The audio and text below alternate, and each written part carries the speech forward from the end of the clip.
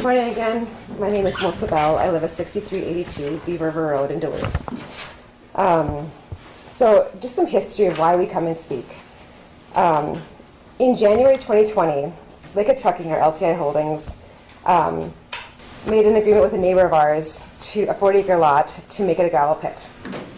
They applied for this.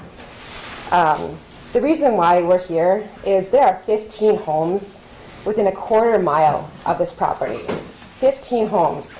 Some, if you look at the site map, the excavation point will be 280 feet from their house. I don't know about you. Oh, and also, Freedomburg Lake, which connects to Island Lake, is 300 feet from the dig point. These are some serious matters. When we spoke at the public hearings, there was over 35 people to speak against. One, being the owner of the property, spoke in favor. I don't know about you, but would any of you like to have a home that's less than 280 feet from a gravel pit? I live next to one already. My neighbor lives closer. He has to clean his car every other day for dust. The one lady gardens, she has to dust off her garden for dust. I live on a property that's very close, and my grandpa used to have a runway, one of those grass strip runways. And because of that, it's very windy. And that runway, now field, goes right to the gravel pit. I can promise you that when that gravel pit goes active, if it does, the dust will be immense, and there will be no way to control it. I don't know how many of you would like to buy a house with an active gravel pit next to it. When this first happened, our town board voted to reject the CUP by a 3-2 vote. However, the county commissioner that oversees the planning commission made it clear at the planning hearing that since it wasn't a 100% vote, that not everybody agreed on the board, it didn't matter. The township's voice was useless. I've never heard of anyone saying that any board had to be 100% or their vote didn't matter. It's pretty substantial that was said. And at the same time this year, that same commissioner that said 100% had to be the go only got 58%, and in our county, 60%. There was a guy running against this commissioner. He didn't even mark it. We never saw anything about this person, but he got 40% without even trying. So we need to be careful about how we speak about our communities and how we represent everybody in our commission district that you guys live in. At the Planning Commission, this commissioner warned of a dangerous precedent of denying this CUP, which is a gravel pit. If you deny a gravel pit permit in any way, you're setting a dangerous precedent. I think he used the word dangerous precedent 4 times during his speech.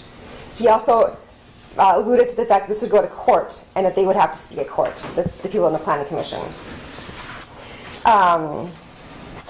After he spoke, the Planning Commission voted in favor of the CUP based on the facts that existed at the time of the May 2020 hearing. Upon multiple data requests, it was discovered that multiple facts were not presented at the Planning Commission hearing. One, there was a 2008 inspection that showed a lack of reclamation. The reclamation is when you dig a pit, you have to fix it. It's fixing something. A severe lack of reclamation. It was known as the McKeever pit, owned by Liquid Trucking, or LTI Holdings, the same company, different names.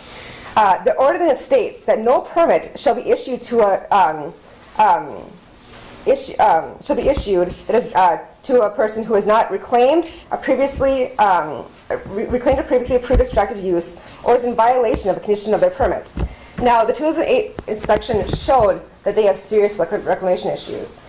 To my knowledge, the McKeever pit has not been reclaimed, and the planning department, along with the commissioner that's in charge of the planning department, are refusing to inspect this property. There is, if you see documentation, a site visit that was done with no documentation, just a paper that said it was done.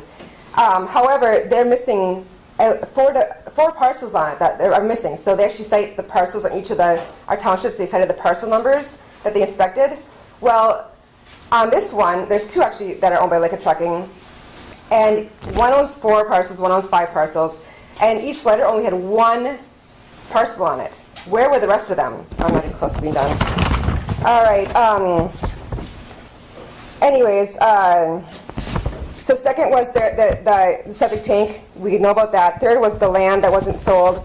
Where in the county ordinance does it state that facts are unintentionally or intentionally omitted from an application by the applicant at the time of planning commission? Where can we do that?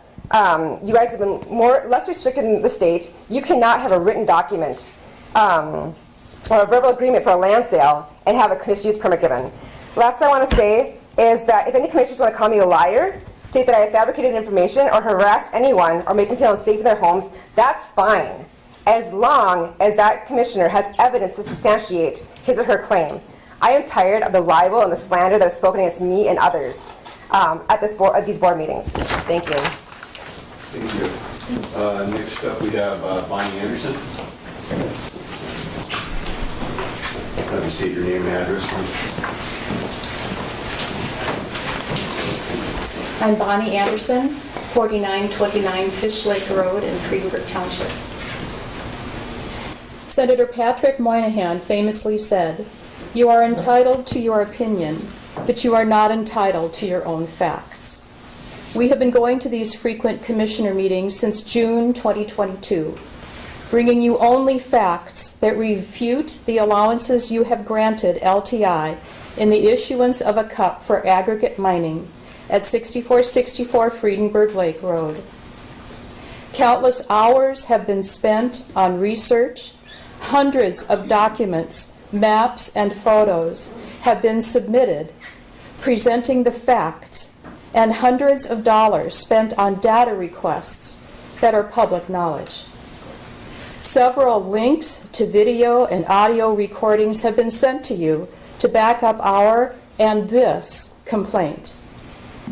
You have given us your opinion. We ask you at every meeting to tell us, show us, if we have presented something that is not fact. You have been silent on this, but hesitate to allow unfounded accusations, slander, libel, and lies among this commission during these live meetings, on radio and newspaper, and by reading a letter from owners of the 6464 aggregate pit that contained opinion, slander, and unverified accusations. Again, pursued by us for proof. There was no proof, but that fact was never acknowledged by anyone on this commission. Your opinions, not facts, have caused a wildfire of hatred on Nextdoor Friedenberg, a social media website, and in our community. The fact that some of us have cause to be fearful in our own homes and have been forced to relate these fears to the Sheriff's Department. You have encouraged, supported, and fueled neighbor against neighbor, with the last to-date accusation brought by a member of this commission on November 29th, stating that we were likely the cause of a serious incident in our township. Opinions, accusations, slander, libel, inciting, all of these on every social media available, and not one fact.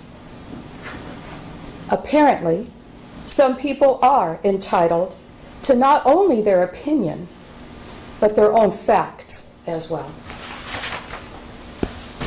Thank you. Next up, we have Clayton.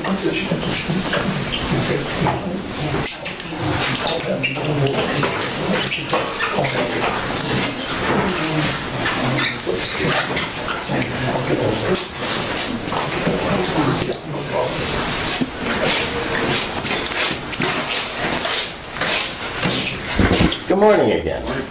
My name is Clayton Sitch. I'm from Friedenberg Township. I serve on the Friedenberg Town Board, and we've been coming here for a little while. I always enjoy seeing you. It's just that we can't get through to you, which is another situation, but you know, we won't give up for a long time. I think it's important to know that We traded, many years ago, the Freeburg Township traded one set of double standards for another set of double standards. And that double standard is within the county board in the way they do their zoning, their inspections, and other things. We'd like to see it different, but you know, you kind of pay a little attention to us. Maybe it's a little important to you, but you know, it probably is not really important. But I think there's one thing that you have to know. This would be like the secret sound. What does this secret sound mean? This secret sound means the devastation of a neighborhood. Maybe this doesn't happen every day, but when you wake up in the morning one day to this sound, or you're sitting in your screen porch to this sound, maybe it'll wake you up.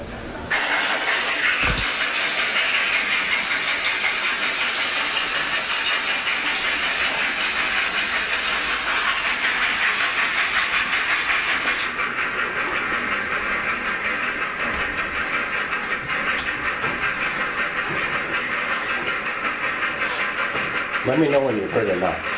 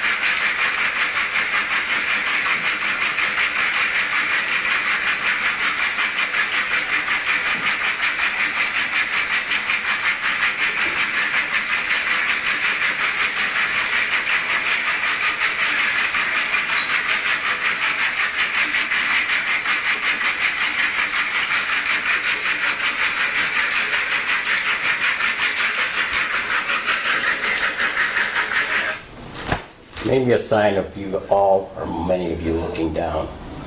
Maybe you realize what you've done and are planning on doing in favoring one company over another company. We'll have more secret sounds. Any of you guess what that is?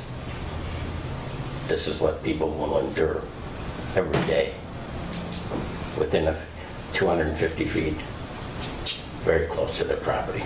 And this is a lakeshore community with very expensive homes. Thank you very much. Thank you. Next up, we have Bruce Anderson.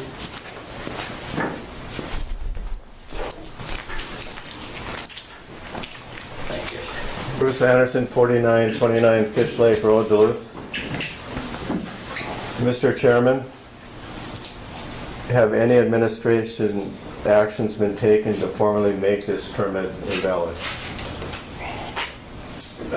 You know the rules. We just want to listen to you. We don't go back and forth on this public input. So When can we expect any input or back and forth or any change in that. Is that your policy? You're going to direct us as a board, please. As a board, when could I expect any administrative action to be taken to formally make this permit invalid? I'm addressing the board as a whole. Again, we're here to listen to you for 5 minutes, so that's- Yeah, I'm using up my time here, so that's it. Okay. I brought the conditional use permit that's an invalid permit, the one I keep showing you. You've seen it many times. St. Louis County Ordinance 62, 8.1.c, voiding of permits issued in error. Any permit issued on the basis of an application which is an error, whether the error is intentional or not, shall be null and void. Any permit issued on the basis of a mistake in fact or law, whether the mistake is intentional or not, shall be null and void. No such permit may be construed as permission to build or begin a land use. It shall be the responsibility of the director to notify the property owner upon discovery of an erroneous application. This is an invalid permit. Please act on it.